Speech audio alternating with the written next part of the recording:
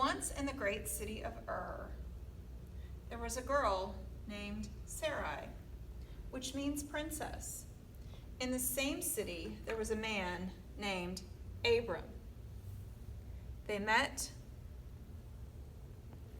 and fell in love. They traveled to many new places. God showed them the way. All their lives they lived in tents. Sarai was beautiful, even when she was very old. Once they went to Egypt, and the king of Egypt, called the Pharaoh, wanted her for himself.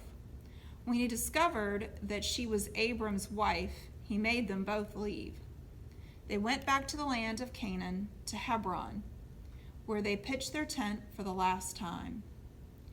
Abram and Sarai had been married for a long time, but they had no children. God had promised them that they would be the father and the mother of a great family, but how could they be with no children? This made Sarai worry. Finally, she told Abram to take a second wife, which was the custom in those days. Abram took Hagar, Sarah's helper, for a second wife. When Hagar was about to have a baby, Sarah became angry because she wanted to be the mother. Hagar was afraid, so she ran away into the wilderness. The angel of the Lord found Hagar by a spring of water in the desert and told her to go back. The angel told Hagar that she would have a son and should name him Ishmael. She went back, and Ishmael was born.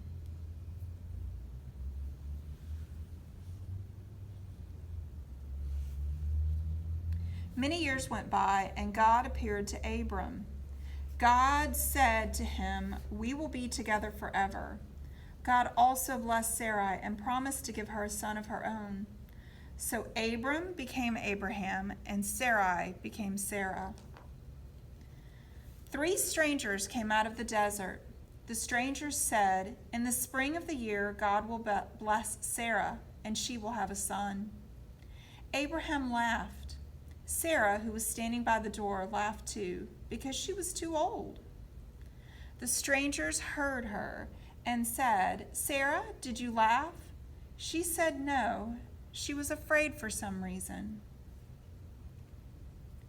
Sarah did have a son.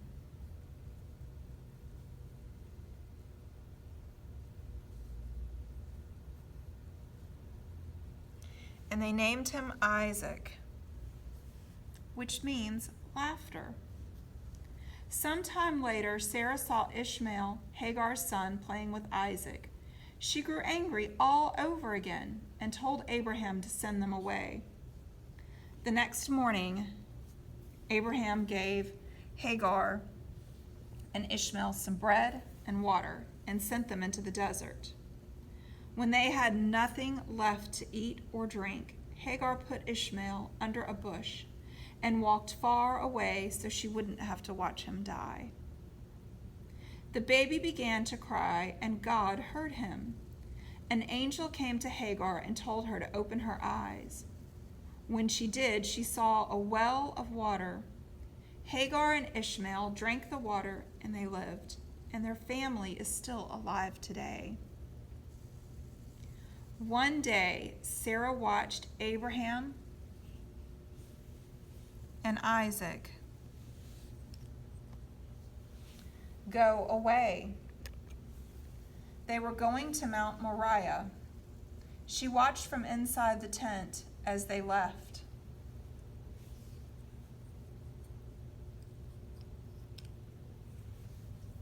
And the next day she watched for them again, and the next. A week passed, and she wondered if she would ever see Isaac again. Finally, she saw them coming back, and she went out to greet them. It was good to have them home again. Then Sarah, full of many years, died.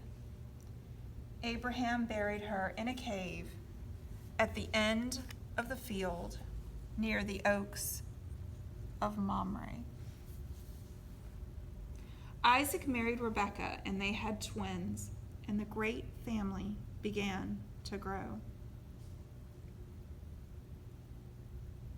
Now I wonder what part of this story you liked best. I wonder what part of the story is the most important. I wonder what part of the story is about you, or especially for you. I wonder if there is any part of the story that we could leave out and still have all of the story that we need.